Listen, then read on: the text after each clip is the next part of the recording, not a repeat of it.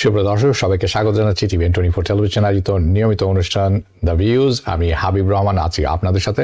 আশা করি যারা সরাসরি বাসায় বসে টেলিভিশনে দেখছেন টোটাল কেবল সার্ভিসের মাধ্যমে, যারা ফেসবুক লাইভে দেখছেন এবং যারা পরবর্তীতে সোশ্যাল মিডিয়া ইউটিউবে দেখবেন, সবাই ভালো আছেন, সুস্থ আছেন, নিরাপদে আছেন। আজকে অনুষ্ঠানটি সোশ্যাল সিকিউরিটি নিয়ে অত্যন্ত গুরুত্বপূর্ণ।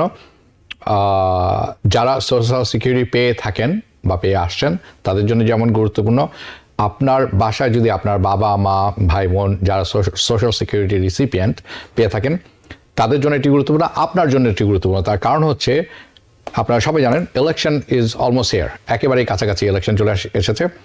এটি কেন বলছি, তার কারণ হচ্ছে যে কাজটি তারা করেছেন এটি সমাধান করতে হলে আপনাদেরকে অনেক কাজ, আমাদের সবাইকে একসাথে কাজ করতে হবে। আর না হলে সোশ্যাল সিকিউরিটি যারা পেয়ে থাকেন, যারা মেডিকেয়ার পেয়ে থাকেন, যারা পার্ট বি পেয়ে থাকেন, সবসময় তারা বঞ্চিত হতে থাকবেন এবং এটি কমতে থাকবে। সো সে ব্যাপারে একটু পরে আমি আসছি।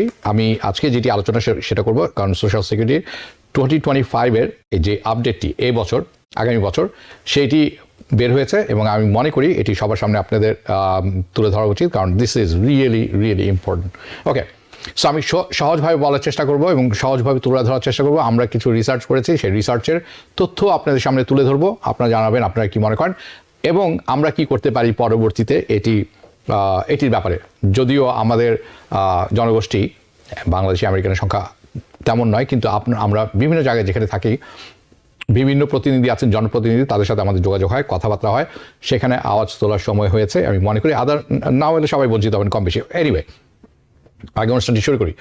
সোশ্যাল সিকিউরিটি অ্যাডমিনিস্ট্রেশন অ্যানাউন্স করেছেন the cost of living adjustment for 2025, অর্থাৎ দ্রব্যমূল্যর যেভাবে যে হারে বাড়ছে সেটির সাথে একটা অ্যাডজাস্টমেন্ট রেখে, সামঞ্জস্য রেখে আপনার সোশ্যাল সিকিউরিটিটাও বৃদ্ধি করা হয়েছে। Okay, so let me give you some details, কিছুটা ডিটেলস আগে ধরেই, তারপরে আমি আমার মতামত তুলে ধরবো। I will give you my opinion. So this is, যেটি এখন দেখাবো সেটি আসছে straight from the government's website. যেটি আপনারা দেখছেন এটি সরাসরি সরকারি ফেডারেল গভর্নমেন্টের ওয়েবসাইট থেকে আসছে।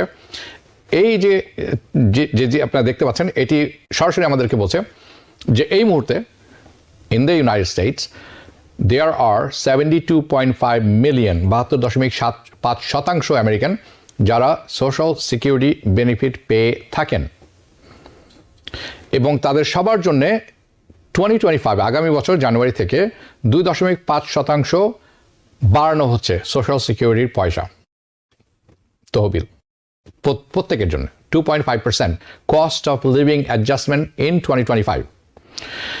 এখন এটি শুনতে অনেক বড় মনে হয় এবং তারা যখন সংখ্যাটি বলেন তখন তারা মিলিয়নসে বলেন, কিন্তু আমি কিছু অ্যানালিসিস করেছি, সেখানে বোঝা যাচ্ছে পরিষ্কার, আমি শিওর না but very much sure, 100% positive না কিন্তু 99% positive.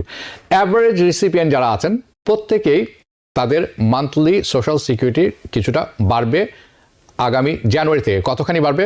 $50 a month, $50 extra a month. আপনারা বিশ্বাস করুন আর না করুন, দিস এত গান বাজনা বাজিয়ে তারা এটি বলছেন এখন আমাদেরকে। এটির সাথে আমি কয়েকটি জিনিস ফ্যাক্টর করছি না যেটি বাড়বে। This does not factor in any increases to Medicare part B premiums. আপনারা অনেকে আছেন মেডিকেয়ার পার্ট বি আছে এবং প্রিমিয়ামও আছে তাদের। ওকে, এটি যখন বাড়বে তারা কি করবেন আমি জানি না এখনো, এটির সাথে এইটির ফ্যাক্টর তারা করেননি। নাও এই যে 2.5% কস্ট অফ লিভিং অ্যাডজাস্টমেন্ট, আমরা যদি পরবর্তী অনস্ক্রিনটা দেখি, বিভিন্ন মাধ্যম যেটি বলছে এবং আমরা অনুসন্ধান করে দেখেছি, এটি হচ্ছে 2021 সালের পর সবচেয়ে কম ভাবে বৃদ্ধি করা হলো সোশ্যাল সিকিউরিটির payment. This is the smallest increase since 2021. So আমরা যাতে প্রসঙ্গটা বুঝতে পারি ভালো মতো, to have some context here, এই অ্যাডজাস্টমেন্ট, অন্যান্য অ্যাডজাস্টমেন্ট বেশ কিছু কয়েক বছরের অ্যাডজাস্টমেন্ট ফর প্রায়ার ইয়ার্স, গত কয়েক বছরের অ্যাডজাস্টমেন্ট আমি তুলে ধরবো অন স্ক্রিনে, সেটি দেখলে আপনারা বুঝতে পারবেন। এই যে চার্টটি দেখছেন এখানে দেখে খুব একটা মনে হয় না। আমি আপনাদের প্রথমে বলে দিতে চাই, I do want to say this, এইটি আপনারা যেটি দেখছেন এটি মিসলিডিং, এটি আপনাকে ভুলভাবে তথ্য উপস্থাপন করা হচ্ছে তাদের মাধ্যমে। কেন? এইটি দেখলে খুব মনে হবে ওকে, যেটি বাই দ্য ওয়ে এই ব্যাপারটিতে আমি আসছি কিছুক্ষণ পরে, I am going to get in to this letter. আমি জাস্ট এতটুকু বলে রাখতে চাই যে এইটি দেখলে এই যে বাড়ানো হয়েছে ইটস মাচ, আপনার একটি জিনিস বুঝতে পারেন, is much less this time compare to recent years. গত কয়েক বছরের তুলনায় এটি অনেক কম। চলুন পরবর্তী অনস্ক্রিনটা দেখে নেই। So let's take a look at this chart by yourself. আপনারা নিজেরাই দেখতে পাচ্ছেন। এই চার্টটি যখন আপনি দেখবেন আপনার কাছে পরিষ্কার হয়ে যাবে একটি ব্যাপার। 2022 সালে বাড়ানো হয়েছিল সোশ্যাল সিকিউরিটি 5.9%, যেটা আপনার স্ক্রিনে দেখতে পাচ্ছেন।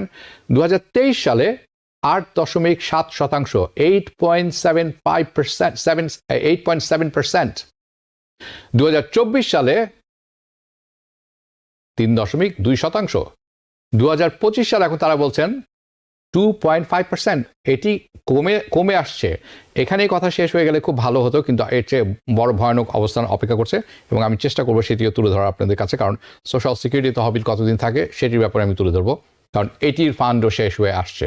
সো 2025 সালে তারা বাড়ালেন 2.5%, অর্থাৎ ক্রমাগতভাবে এটি নিচের দিকে কমছে। ওকে, সো প্রশ্ন উঠতে পারে তারা এই অ্যাডজাস্টমেন্টটি কেন কমাচ্ছেন প্রতি বছর? why this adjustment becoming smaller in recent years? এটি একটি বড় প্রশ্ন। তার একটি কারণ আমি খুঁজে পেয়েছি। তার কারণ হচ্ছে কিভাবে তারা এটি গুনছেন, কিভাবে এটা ক্যালকুলেশন করছেন। তারা করছেন based of the government CPI. আপনারা যারা অনুষ্ঠান নিয়মিত দেখে থাকেন তারা জানেন যে consumer price index, inflation report যেটিকে আমরা বলে থাকি, তার উপর ভিত্তি করে তারা এটি গণনা করছেন। তার কারণ আপনারা মনে রাখবেন, রেট অফ ইনফ্লেশন যে হারে দ্রব্যমূল্য বাড়ছিল সেটি কিন্তু কমে আসছে, অর্থাৎ the inflation is falling, it's কমে আসছে। সো দ্য ইনক্রিজ, যার জন্য এই বাড়ানোর পরিমাণটাও কমে আসছে। The increase are smaller too. Now এখন আমি আমার নিজস্ব মতামত এখানে দিব। I want to give you my opinion about this 2.5% increase. চলুন শুরু করব এটি থেকে। যে চার্টটি আপনারা দেখছেন না, এখন পরবর্তী দেখবেন। এই আমরা যদি পরবর্তী চার্টটি দেখতে পারি please. Okay, chart, this is a statement from commissioner, যেটি আপনারা দেখছেন অন স্ক্রিনে। This is the commissioner of social security, Martin O'Malley. O'Malley বলছেন যে social security benefit and SSI payment will increase in 2025। Social security benefit এবং SSI যারা পেয়ে থাকেন, দুটির পার্থক্য আছে, আপনারা অনেকে জেনে থাকেন। এইটি দুটি বাড়ছে আগামী বছর 2025 সালে।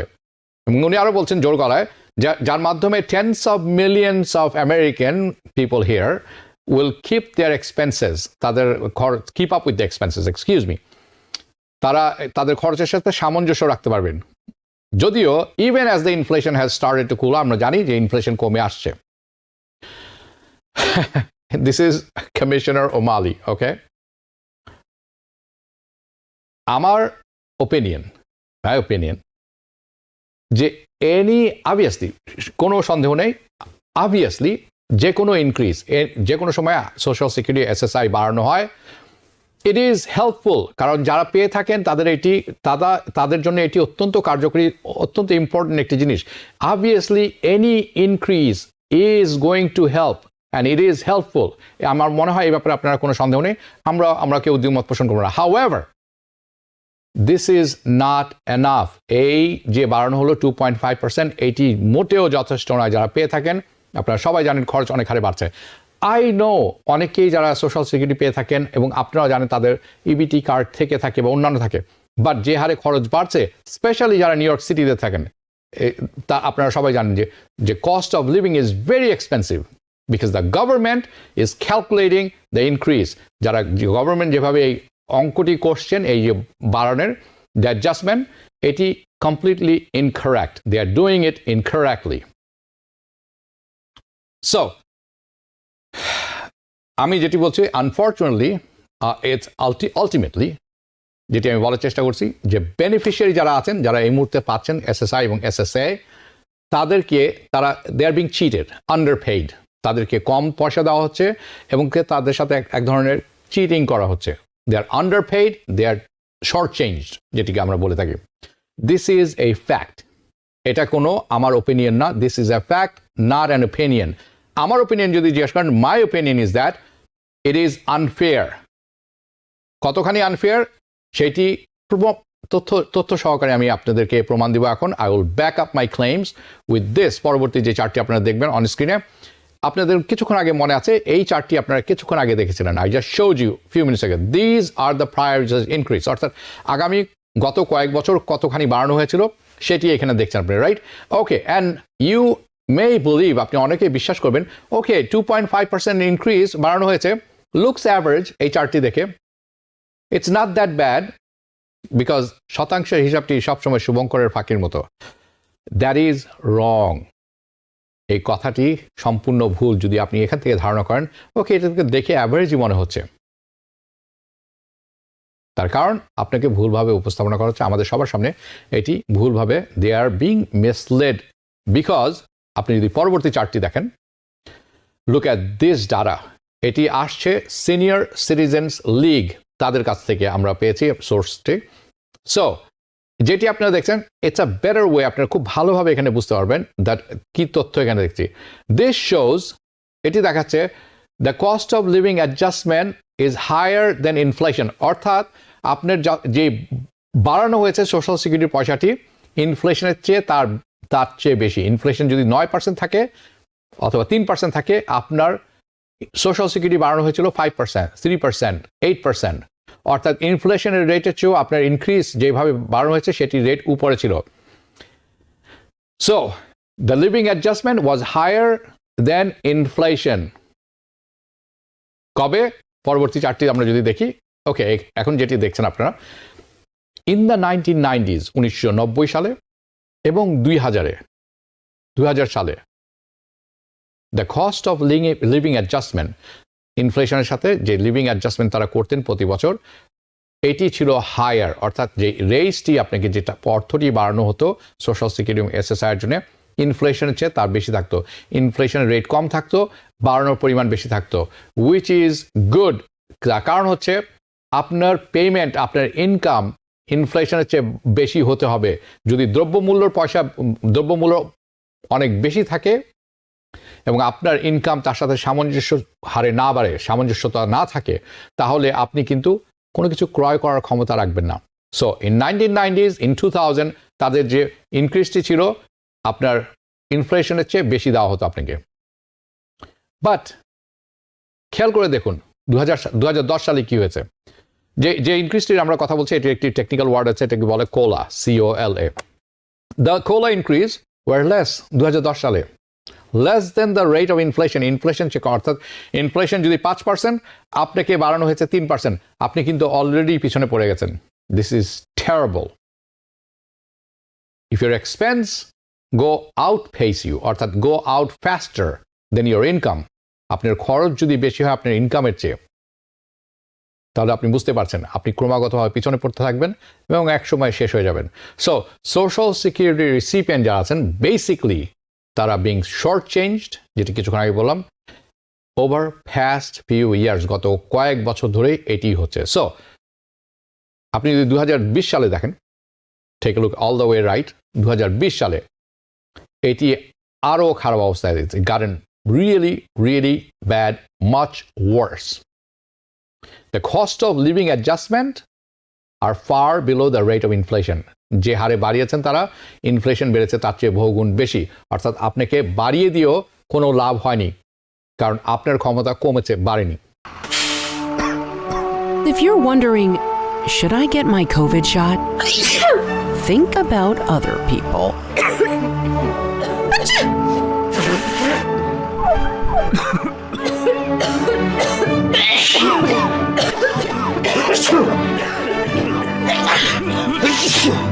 Set a date to get your COVID shot and RSV if eligible.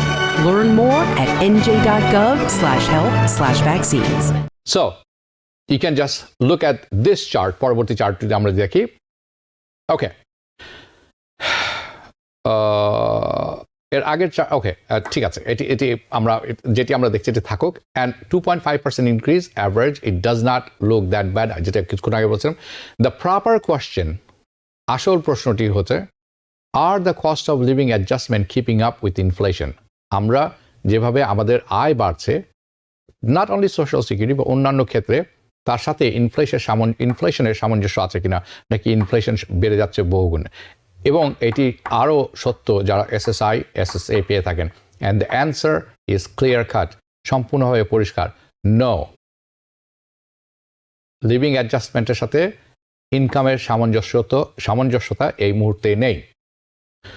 So প্রশ্ন উঠতে পারে, গুড প্রশ্ন উঠতে পারে, why are the cost of living adjustment is not keeping up with the inflation? কেন তারা যে অ্যাডজাস্টমেন্টটা দিচ্ছেন এইটি কেন সামঞ্জস্য নেই? এটি একটি ভালো প্রশ্ন। ইটস বিকজ, তার কারণ হচ্ছে কেন এই ইনফ্লেশনের সাথে সামঞ্জস্য রেখে বাড়ছে না। ইনফ্লেশন বেশি, আমার ইনকাম কম, যে হারে বাড়ানো হচ্ছে সেটিও কম। তার কারণটি কি? তার একটি বড় কারণ হচ্ছে তারা যেভাবে ক্যালকুলেশনটি করছেন, the calculation itself is wrong. তার কারণ কি?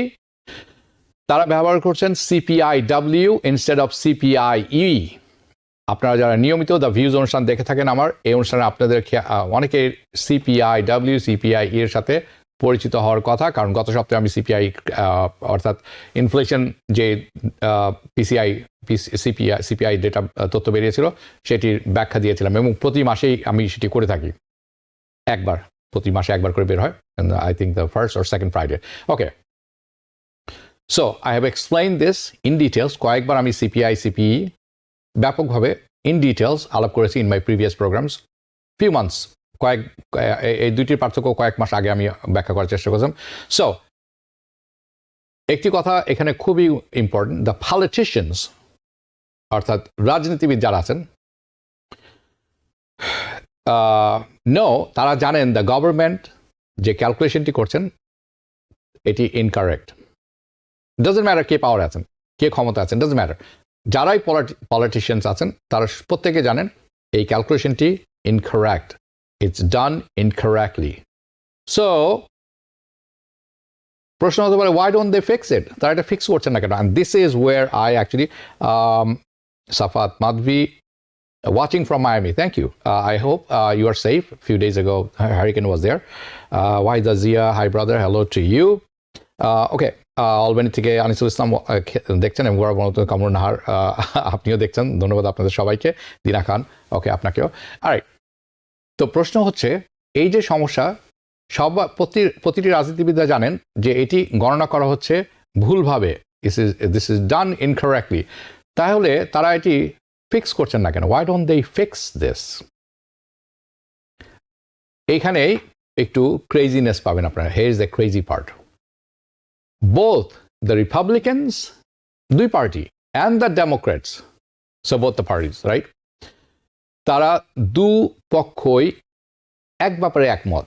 দে বোথ অ্যাগ্রি দ্যাট এটি ভুলভাবে গণনা করা হচ্ছে। হাউএভার, আপনারা যেহেতু জানেন ইতিমধ্যে, আমি অলরেডি বলেছি যে এটি অর্থনৈতিক নয়, রাজনৈতিক। It is political. That's the answer. এটি এখন একটি রাজনৈতিক ইস্যুতে পরিণত হয়েছে, নট পলিটিক্যাল ইস্যুতে পরিণত হয়েছে, রাজনৈতিক ইস্যু, নট অর্থনৈতিক আর সোশ্যাল ইস্যু। অ্যান্ড দ্যাটস যার কারণে তারা এটা রিফিউজ করে আসছেন, কারণ both parties they refuse to pass a stand alone. আপনারা অনেক সময় স্ট্যান্ড অ্যালোন বিলের কথা শুনেছেন। আমরা যখন আমরা স্টিমুলাসের কথা বলতাম, স্ট্যান্ড অ্যালোন বিল মনে হয় 1000 বার শুনেছেন, অথবা তার চেয়েও বেশি। সো স্ট্যান্ড অ্যালোন বিল হচ্ছে স্বতন্ত্র একটি বিল, শুধু একটি ব্যাপার নিয়ে আসা হয় এবং বলা হয় আমরা এই ব্যাপারটিতেই আমরা কাজ করব, এই ব্যাপারটি পাস হবে। বোথ পার্টিজ, দুই পক্ষই কোনো স্ট্যান্ড অ্যালোন বিল নিয়ে আসেন নাই। They refuse to pass a stand-alone bill to take care of this issue, to correct this issue to be correct. Okay? Instead, তার পরিবর্তে both parties, দুই পক্ষই, তারা বলছেন they want to correct this. তারা চান এটি কারেক্ট করতে। বাট যখন তারা এইটি নিয়ে আসেন একটি stand-alone bill, তার সাথে তারা অন্যান্য জিনিস এটির ভিতরে দেয়। They throw in other things into social security modification bill, অন্যান্য জিনিসও তাদের ঢুকিয়ে দিতে চান সেখানে, এবং ঢুকিয়ে দেন, তখন একটা গোলমাল বাঁধে। And then the other things that make both parties disagree, এখানেও তারা এগ্রি করলেও অন্যান্য জিনিস যেগুলি ঢোকানো হয়ে থাকে সেই বিলে স্ট্যান্ডার্ড ওন বিল অন্যান্য জিনিস ঢুকিয়ে দিয়েছেন, এখান থেকে খরচ করবেন ওখান থেকে খরচ করবেন, তখন ওখানে লাগে গোলমাল এবং দুই পার্টি তখন ডিসএগ্রি করেন। সো তার ফলশ্রুতিতে these stand-alone bills never passes. They never pass this bill.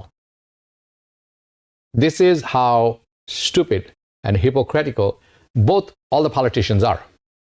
কম বেশি যখন কথা বলবেন এক একজন তখন বলবেন যে মেডিকেয়ারের কারণে দেশ দরিদ্র হয়ে যাচ্ছে, but billions of dollars Ukraine এবং ইসরায়েলে যাচ্ছে, মানুষ মারা হচ্ছে, এই ব্যাপারে they have no problems with that. পৃথিবীর অন্যতম একটি ধনী দেশ, সবচেয়ে ধনী দেশগুলির মধ্যে একটি দেশ, যখন তাদের নিজের সিটিজেনদের সুরক্ষা দিচ্ছেন সোশ্যাল সিকিউরিটির মাধ্যমে এবং মেডিকেয়ারের মাধ্যমে, that's a problem to them, it is a political reason তখন।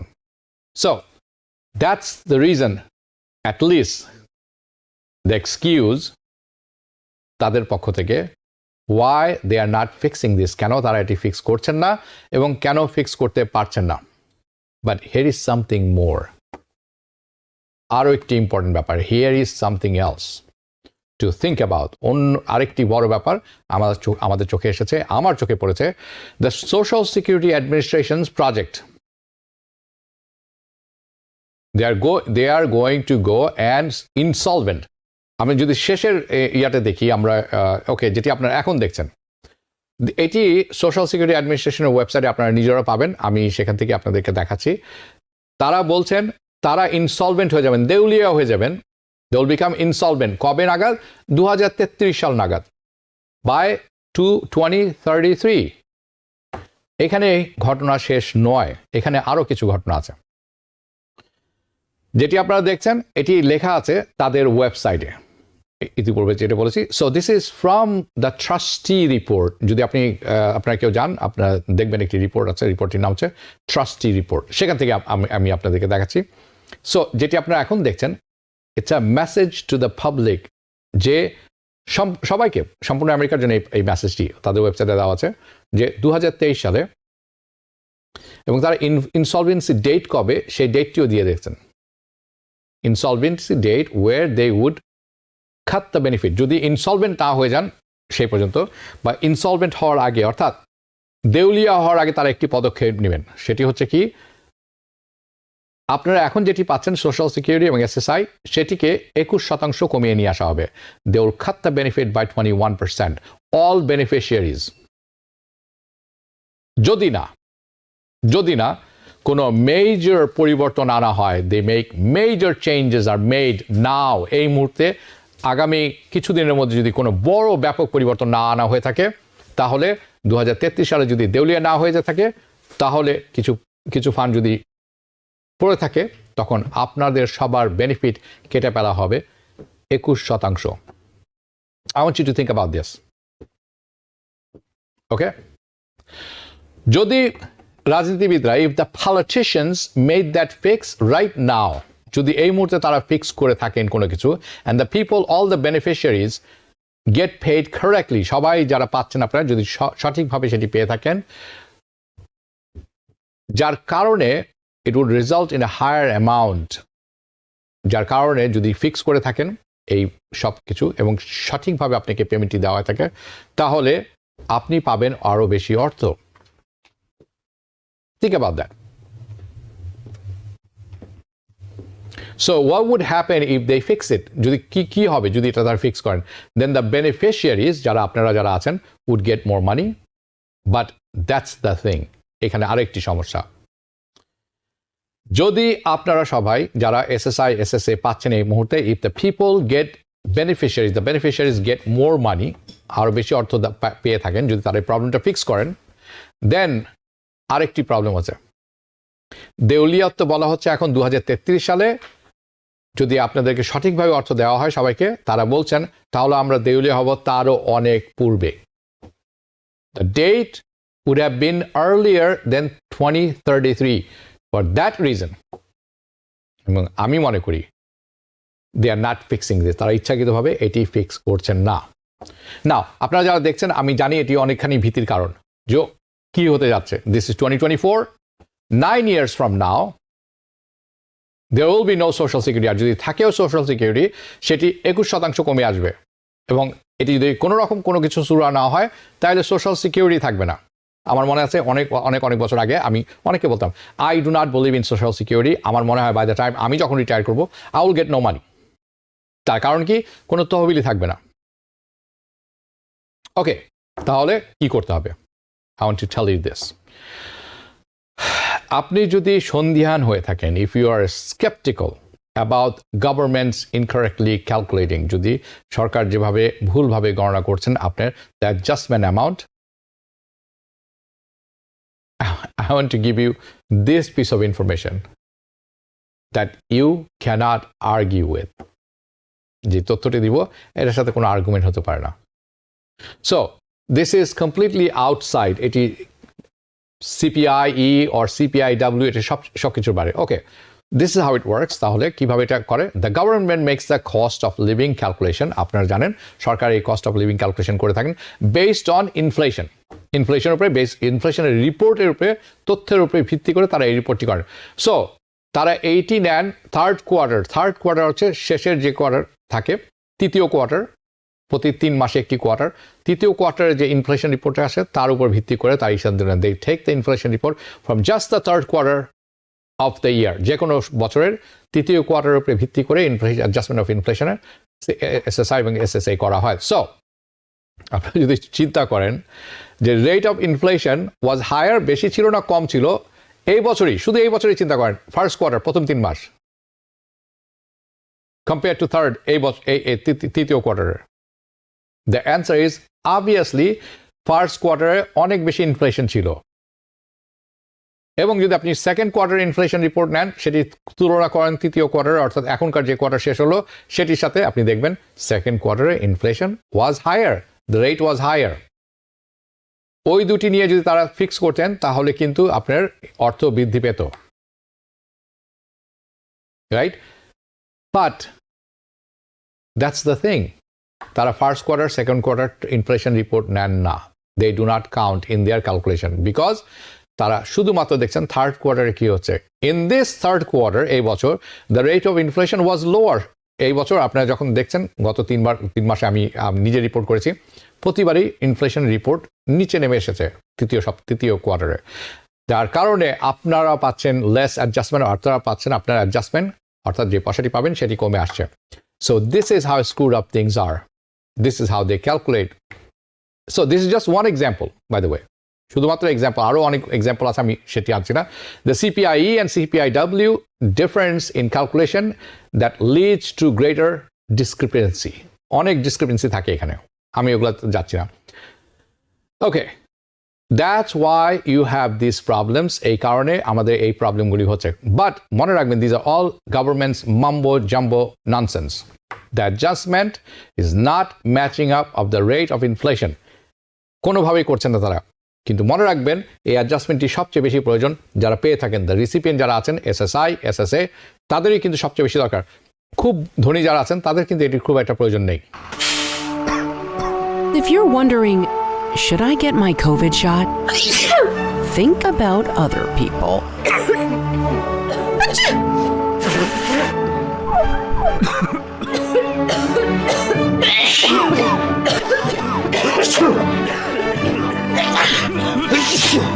Set a date to get your COVID shot and RSV if eligible.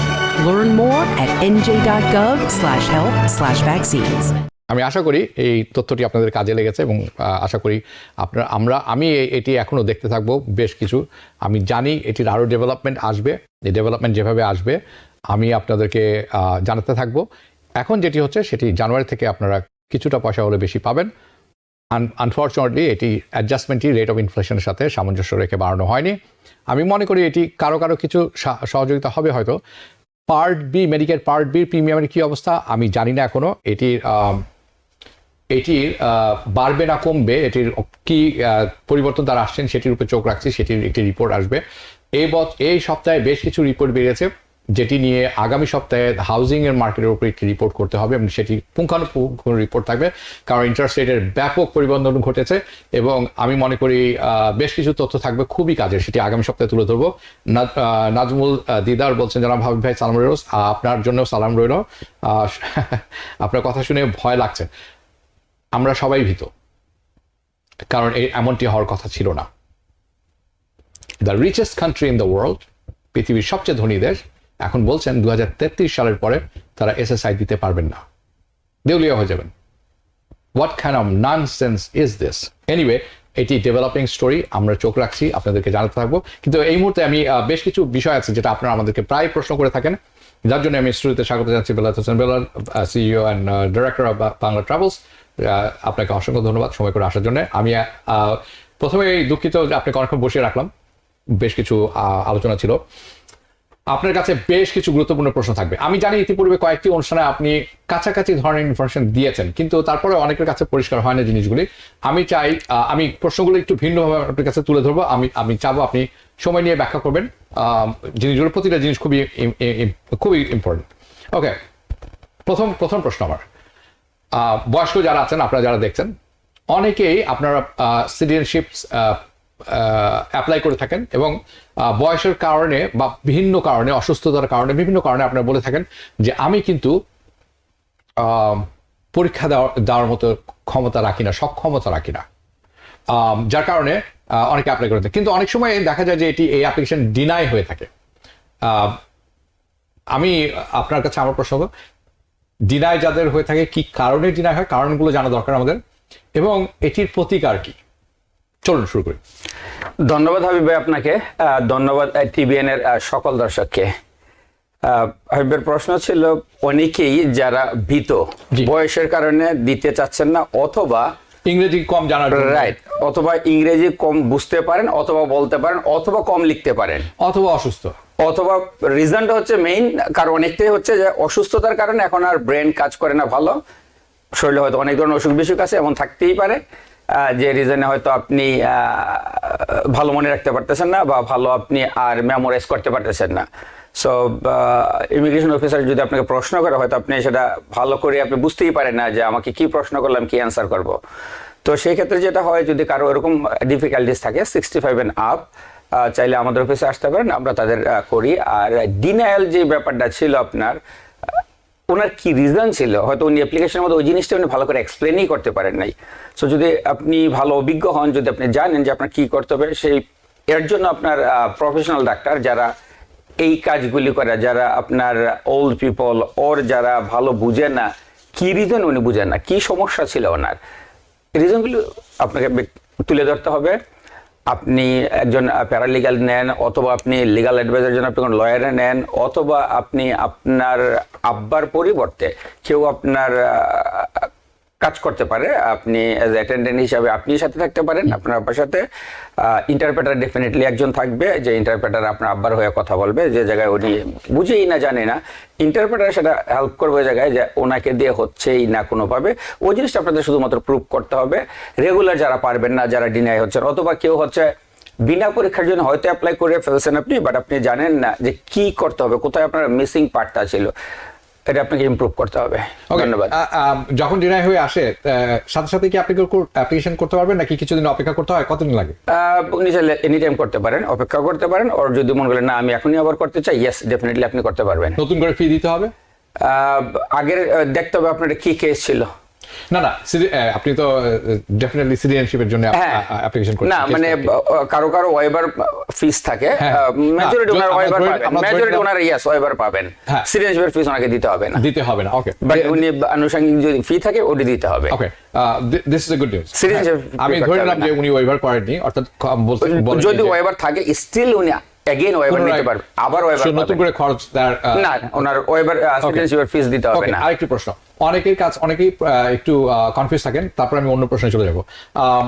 বলেন যে আমি শিওর না ঠিক কোন সময় আমি অ্যাপ্লিকেশন করবো, আমি এসেছি, আমার গ্রিন কার্ড ছিল 2 বছর হয়েছে, 3 বছর হয়েছে, এবং আমার রিকোয়ারমেন্টগুলো কি কি ফিল আপ করতে হবে সেটি যদি একটু জানাতেন খুব দ্রুত। ধন্যবাদ। এবার এই দেশে 5 বছর আপনাকে থাকতে হবে, যে বা যারা অ্যাপ্লাই করতে যাচ্ছেন, এবং 5 বছরটা হবে আপনার কন্টিনিউ। কোনোদিনই আপনি লাস্ট 5 ইয়ার্সের মধ্যে আপনি দেশের বাইরে 6 মাসের বেশি ছিলেন না। যখন আপনার 5 বছর পূর্ণ হয়ে যাবে আপনি অ্যাপ্লাই করতে পারবেন।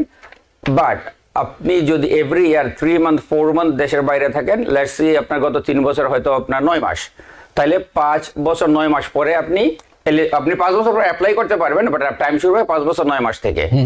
সো এটা হচ্ছে আপনার টাইম ফ্রেম। সাধারণ ক্ষেত্রে যারা বিয়ের মাধ্যমে গ্রিন কার্ড পেন তাদের ক্ষেত্রে কম সময়টি 1 বছরের মধ্যে হয়ে যায়। আচ্ছা, ওকে। আরেকটি ব্যাপার, অনেকে আছেন যারা সিটিজেনশিপ ফাইল করতে যাচ্ছেন, কিন্তু কোনো কারণে তাদের বিবাহ বিচ্ছেদ ঘটে গেছে, হ্যাঁ, এখন ডিভোর্সি হোয়াটএভার, রাইট? তাদের ক্ষেত্রে অনেক সময় তারা যখন অ্যাপ্লিকেশন করতে যান, তাদের পূর্ববর্তী অনেক ইনফরমেশন প্রয়োজন পড়ে। অনেক সময় সেটি তাদের কাছে থাকে, অনেক সময় থাকে না, অথবা অনেক সময় যখন থাকে না, যেহেতু বিবাহ বিচ্ছেদ ঘটে গেছে, তখন অন্য পার্টির কাছে যে যদি বলে যে তোমার ডেট অফ বার্থটা আমাকে দাও, অথবা তোমার ন্যাচারালাইজেশনের সার্টিফিকেট দাও, অনেকে সহযোগিতা নাও করতে পারেন, রাইট? সেই ক্ষেত্রে কি মানে তারা কিভাবে এটি প্রসিড করবেন?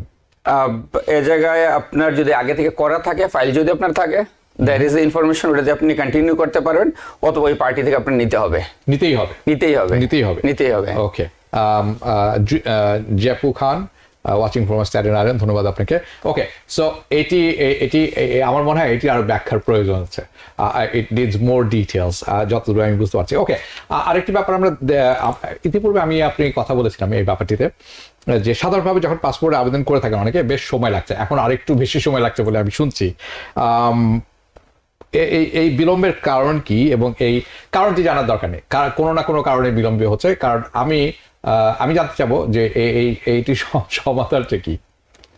ওকে, যদি কারো অ্যাপ্লিকেশন পেন্ডিং আছে, দুটি ভাগে, একটি হলো পেন্ডিং, আপনি অলরেডি বলেছেন, আরেকটি আমি করতে যাচ্ছি এবং আমি শুনেছি দেরি হচ্ছে। ওকে, দুটি দল। যদি কারো পেন্ডিং থাকে, সেটা মোস্ট অফ দা কেসে হয়, সেটা দেয়ার ছেলে মেয়ের ক্ষেত্রে, বাচ্চাদের ক্ষেত্রে, রাইট, বিকজ অফ ওই জায়গায় আমাদের যদি বাংলাদেশ থেকে আগত হয়, আমরা বাংলাদেশ থেকে আসি হয়তো 1 বছর 2 বছর 3 বছর আগে, আমার ছেলে মেয়ে, আমার পাসপোর্ট, আমি তাদের জন্য গ্রিন কার্ড থেকে সরাসরি ওদের পাসপোর্টে চলে যাব। ম্যারেজ সার্টিফিকেটের সমস্যা ছিল, ডেট অফ বার্থের সমস্যা ছিল, বার্থ সার্টিফিকেটের সমস্যা ছিল, ইমিউনাইজেশন পেপারের মধ্যে কোথাও কোনো সমস্যা ছিল। সো এই কাগজগুলি আপনাকে ফলো আপ করতে হবে। এখন যদি আপনার পেন্ডিং থাকে, স্টিল আপনি ইমার্জেন্সি যাবেন, যদি কারো লাগে হেল্প করা যাবে, ডেফিনেটলি চাইলে কেউ হেল্প নিতে পারবে। অর্থাৎ ডিটেইল ওরিয়েন্টেড হতে হবে। এবং আপনি যেটি বলছেন, আমি যতটুকু বুঝলাম যে আসলে অভিজ্ঞ কারোর সহযোগিতা নেওয়া উচিত। আরেকটি ব্যাপার, আপনি বলেছিলেন অনেককেই উইদাউট ইন্টারভিউতে সিটিজেনশিপের প্রসেসটা করা সম্ভব। অনেকে আমাদের সাথে যোগাযোগ করে বলছেন যে এটি একটু ব্যয়বহুল হয়ে যায়। সেটির ব্যাপারে কি কোনো কনসেশন আপনারা দেবেন যদি কারোর পক্ষে খুবই ব্যয়বহুল মনে হয়ে থাকে? অনেস্টলি এই জায়গায় আপনাকে ডাক্তার দিতে, মানে আপনার যে ডাক্তার করবেন, I'm not telling you must give a discount. আমি এটি বলছি না, ডেফিনেটলি অন্য জায়গায় যা থাকবে তার চেয়ে ডেফিনেটলি বেটার কিছু হেল্প করা যাবে। সো তাহলে এখানে একটু ছাড় পাওয়ার স্কোপ আছে। ওকে, কারণ অনেকের এটি দরকার পড়ে, এটি অত্যন্ত গুরুত্বপূর্ণ একটি জিনিস। অনেকেই আছেন, আমরা জানি, আপনারা যারা দেখছেন সরাসরি বা পরবর্তীতে দেখবেন, তো এটি আপনারা শুনলেন, এটি একটি ব্যাপার। আচ্ছা, আমি একটু প্রসঙ্গ পরিবর্তন করি। আপনাদের বাচ্চাদের ব্যাপারটি আপনি অলরেডি আলাপ করে নিয়েছেন। হজের সময় চলে আসছে, হ্যাঁ, বেশি দূরে নেই, দেখতে দেখতে চলে আসছে আবার। তো প্রথম সেটি হচ্ছে, অনেকেই আছেন যাদের গ্রিন কার্ড নেই কিন্তু ট্রাভেল ডকুমেন্ট আছে। আমি বাই দ্য ওয়ে, দর্শক আপনারা যারা দেখছেন, ট্রাভেল ডকুমেন্ট এটি এখন বলা হচ্ছে, যেটিকে আমরা আগে বলতাম, এটি আরেকটি নাম ছিল কিছুদিন আগে, টিপিএস, না টিপিএস ইজ প্রোটেক্টেড স্ট্যাটাস। এটিকে আগে বলতো প্যারোল। হ্যাঁ, কিন্তু নাও এখন তারা তাদের ডকুমেন্টে সব আপডেট করে দিয়েছেন, যেটি তারা এখন বলছেন ট্রাভেল ডকুমেন্ট ফর্ম I-131। আপনারা ইউএসসিআইএস এর ওয়েবসাইটে গেলে পেয়ে যাবেন।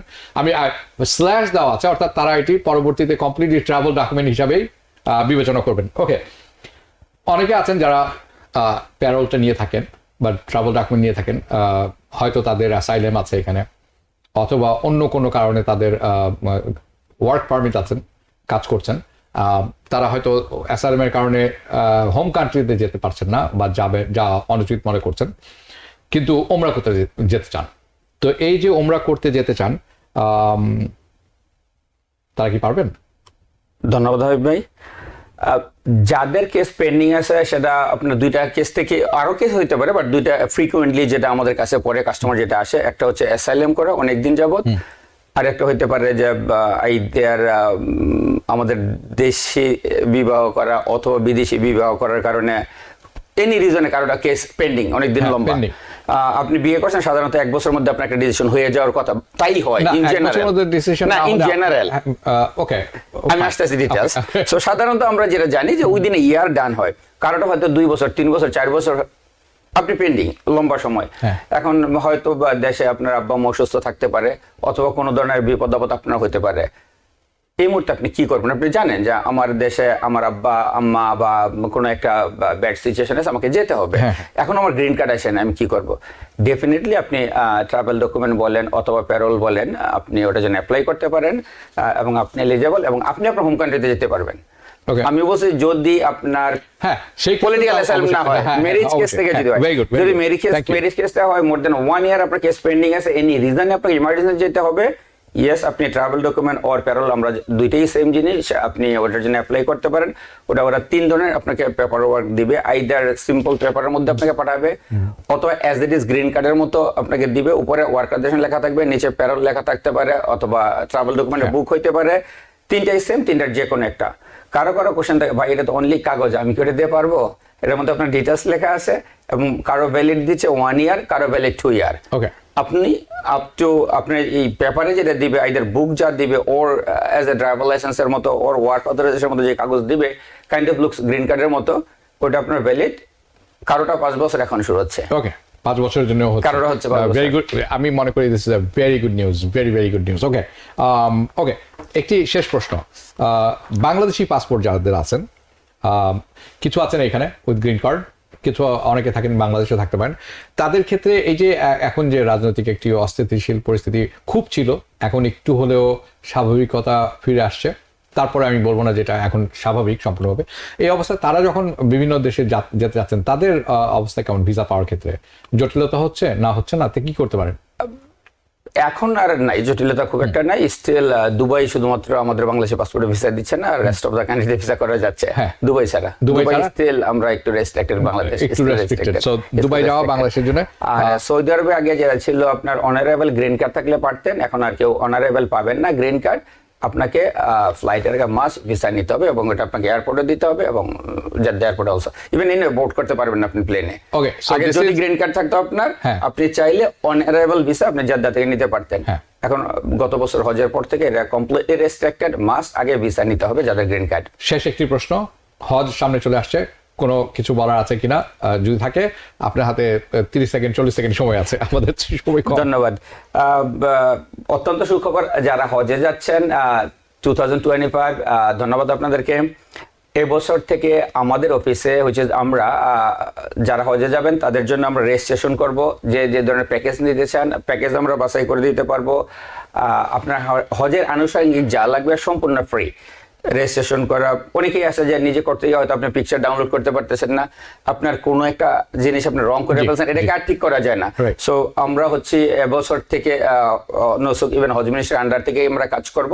সো এনি ভাই বোন যারা হজে যেতে চান চাইলে আমাদের সাথে যোগাযোগ করতে পারেন, এটা সম্পূর্ণ ফ্রি রেজিস্ট্রেশন এবং হজের ইভেন আমাদের মোল্লেম গ্রুপ গাইডও যাবে হজে, মেইন হজে।